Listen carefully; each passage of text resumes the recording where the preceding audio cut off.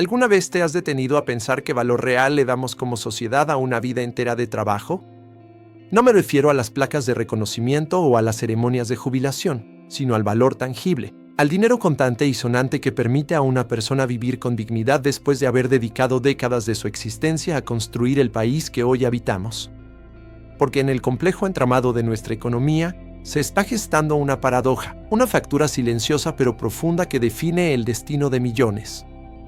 Por un lado, celebramos con justificado optimismo la noticia de un aumento salarial que promete un respiro para la fuerza laboral activa. Por otro, una realidad matemática, fría e implacable, nos revela el abandono paulatino de nuestros pensionados.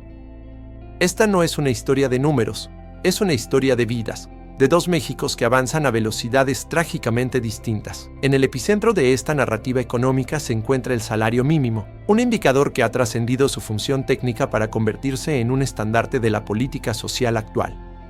La promesa, susurrada primero y luego discutida en los más altos niveles, habla de un incremento que podría rondar un significativo 12%. Esta cifra, aunque hoy se maneja con una prudencia diplomática admirable, representa mucho más que un simple ajuste porcentual. Para entender su magnitud, debemos recordar las décadas de estancamiento, un periodo oscuro en el que el salario mínimo perdió de manera sistemática y dolorosa su poder adquisitivo, convirtiéndose en una referencia casi simbólica, desconectada por completo del costo real de la vida.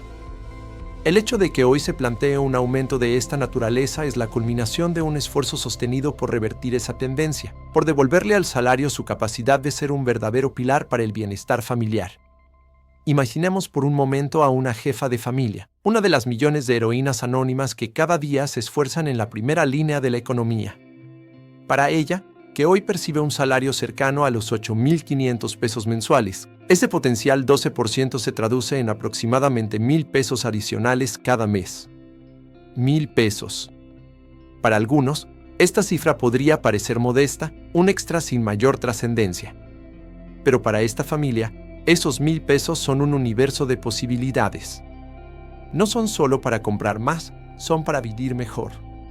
Son la diferencia entre elegir las verduras más frescas del mercado o conformarse con las que están a punto de marchitarse. Son la tranquilidad de poder comprar un par de zapatos nuevos para su hijo sin tener que sacrificar la calidad de la leche por una semana. Es la posibilidad, quizás por primera vez en mucho tiempo, de no tener que elegir entre pagar la factura de la luz a tiempo o surtir una receta médica. Es, en esencia, la recuperación de una pequeña pero vital porción de libertad financiera, un respiro que alivia la asfixiante presión del vivir al día. Y si ampliamos nuestra mirada hacia la frontera norte, una región con una dinámica económica única y compleja, el impacto es aún más profundo. Allí, el salario mínimo diferenciado podría escalar desde los 12,800 pesos hasta una cifra cercana a los 14,300 pesos mensuales. Este ya no es solo un alivio, es un verdadero cambio estructural en la economía de un hogar. Es la puerta de entrada a una mayor estabilidad, la capacidad de empezar a pensar más allá de la próxima quincena, en el ahorro, en la educación de los hijos, en realizar esa reparación en casa que lleva años pendiente. Este dinamismo salarial no solo beneficia al trabajador individual, sino que irriga toda la economía local, creando un círculo virtuoso de consumo y bienestar. Sin embargo, al girar la moneda, nos encontramos con una realidad desgarradora. Mientras el motor de la economía activa ruge con esta nueva fuerza, el vagón de nuestros pensionados parece desacoplarse lentamente, condenado a una vía de avance mucho más lenta y precaria. La gran mayoría de las pensiones, tanto las gestionadas por el IMSS como por el ISSSTE, no están ligadas a este vibrante crecimiento del salario mínimo. Su destino está atado a un indicador mucho más austero y, a menudo, engañoso, la inflación, medida a través del Índice Nacional de Precios al Consumidor, INPC. Las proyecciones económicas más serias sitúan la inflación para el cierre del año en torno a un 4%. Comparemos fríamente, un 12% de aumento potencial para el salario contra un 4% para la pensión. La brecha no es solo una diferencia numérica, es un abismo que se ensancha año con año. Este 4% se traduce en lo que solo puede describirse como microaumentos, cantidades que se sienten casi como un error de cálculo, una burla frente a la escalada de precios en la vida real. Tomemos la pensión del bienestar, ese pilar de la política social que se ha convertido en el único sustento para millones de adultos mayores. Con un aumento del 4%, el apoyo bimestral de 6,000 pesos se incrementaría en unos 200 o 250 pesos. 100 pesos más al mes. ¿Qué se puede comprar hoy con 100 pesos? Quizás un kilo de pollo o un poco de fruta. Es una cantidad que se desvanece en la primera visita a la tienda. Y el escenario es idéntico, si no peor, para las pensiones contributivas más bajas. Un jubilado que, tras 40 años de labor ininterrumpida, recibe una pensión de 4,000 pesos mensuales, verá su ingreso aumentar en tan solo 160 pesos. Son aumentos de 120, 150, 180 pesos para la gran mayoría. Cantidades que no alcanzan ni para cubrir el costo de un tanque de gas, y mucho menos para hacer frente al incesante aumento del transporte, los alimentos y, sobre todo, las medicinas. Aquí yace la falacia fundamental de ligar las pensiones únicamente a la inflación oficial. El video toca un punto crucial al afirmar que el verdadero termómetro del costo de la vida para la gente común es el salario mínimo, no el INPC. La canasta con la que se mide la inflación es un promedio estadístico que a menudo no refleja la realidad de los gastos de un adulto mayor. Para ellos, la inflación personal es mucho más alta. ¿Por qué? Porque un porcentaje significativamente mayor de sus ingresos se destina a bienes y servicios cuyos precios son más volátiles y tienden a subir mucho más que el promedio: alimentos frescos, servicios médicos no cubiertos, medicamentos especializados, transporte para citas médicas. Cuando el salario mínimo sube un 12%, el dueño de la tiendita, el del mercado, el taxista, todos ajustan sus precios en una proporción mucho más cercana a ese 12% que al 4% oficial. El resultado es una pérdida constante, silenciosa y cruel del poder adquisitivo. Cada año, con el mismo dinero, nuestros mayores pueden comprar menos. Cada año, la cobija se hace más corta. La dignidad se erosiona, no por falta de previsión o de esfuerzo en su juventud, sino por un sistema que, en la práctica, los empobrece lentamente. Esta divergencia económica se vuelve particularmente hiriente en ciertos momentos del año, y el Buen Fin es el ejemplo perfecto. Este festival de consumismo, programado este año del 14 al 17 de noviembre, coincidirá con la dispersión del último pago bimestral de la pensión del bienestar. A primera vista, podría parecer una coincidencia afortunada, una oportunidad para que los adultos mayores aprovechen las ofertas. Pero la realidad es un amargo espejismo. Con su pensión actual, y sabiendo que el gran aumento del próximo año será de apenas 200 pesos, ¿qué oferta significativa pueden realmente aprovechar? La publicidad los bombardeará con imágenes de pantallas de última generación, refrigeradores inteligentes y planes de viaje. Pero sus necesidades son otras: un colchón que alivie el dolor de espalda, un par de lentes con la graduación correcta, un aparato auditivo.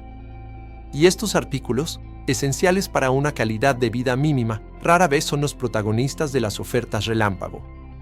Para la inmensa mayoría de nuestros pensionados, el Buen Fin no es una oportunidad, es un recordatorio de su exclusión. Es ver desde la ventana una fiesta a la que no han sido invitados. Su dinero, el que recibirán justo a tiempo, no está destinado a un televisor nuevo, sino a asegurar la comida de las siguientes semanas, a comprar las medicinas para la presión o la diabetes, a sobrevivir. En medio de este panorama de claroscuros, cuando la frustración amenaza con convertirse en desesperanza, surge una luz potente, una promesa que podría reescribir las reglas del juego: el anuncio de una reforma de pensiones de carácter constitucional. La presidenta ha sido enfática: esto no es una modificación menor, es un compromiso prioritario que busca atacar de raíz una de las injusticias más profundas y ofensivas de nuestro sistema. El discurso se centra, con toda razón, en la existencia de pensiones de privilegio, un término que apenas logra describir la obscenidad de un sistema que permite a un puñado de exfuncionarios y jubilados de antiguas empresas paraestatales recibir pensiones de cientos de miles, e incluso hasta 1,000,000 de pesos al mes. 1,000,000 de pesos. Esta cifra, pronunciada en voz alta, resulta casi inverosímil, un insulto a la inteligencia y a la dignidad de un país donde millones de ancianos sobreviven con 6,000 pesos cada 2 meses. La presidenta denuncia esta inmoralidad con ejemplos concretos y dolorosos, cuestionando cómo es posible que personas que trabajaron apenas unos años en empresas como Pemex o la extinta Luz y Fuerza del Centro hoy gocen de retiros millonarios pagados con recursos públicos. La lógica de la reforma es aplastante por su simpleza y su contundencia. Es una cuestión de justicia elemental. Esos recursos, ese dinero que hoy financia un lujo insultante, debe redirigirse a la gente.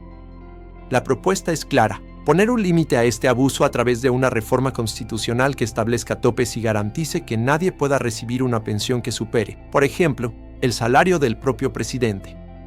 Este primer objetivo de la reforma es, sin duda, un acto de saneamiento moral y financiero indispensable.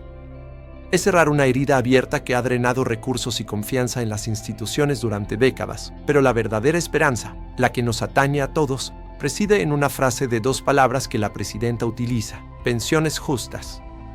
El video expresa un optimismo cauteloso, la creencia de que este concepto de justicia no puede ni debe aplicarse únicamente para recortar los privilegios de la cima de la pirámide, sino que debe servir para levantar la base. Porque si vamos a revisar las pensiones de los privilegiados, es un imperativo ético y social que, con la misma urgencia, revisemos las pensiones de miseria de quienes menos tienen. Una pensión justa no es simplemente una que no sea millonaria.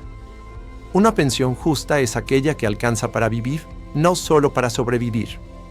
Es aquella que permite a una persona mayor comprar sus alimentos sin angustia, pagar su renta sin temor, adquirir sus medicamentos sin tener que elegir entre la salud y la comida. Este es el verdadero corazón del debate que se avecina.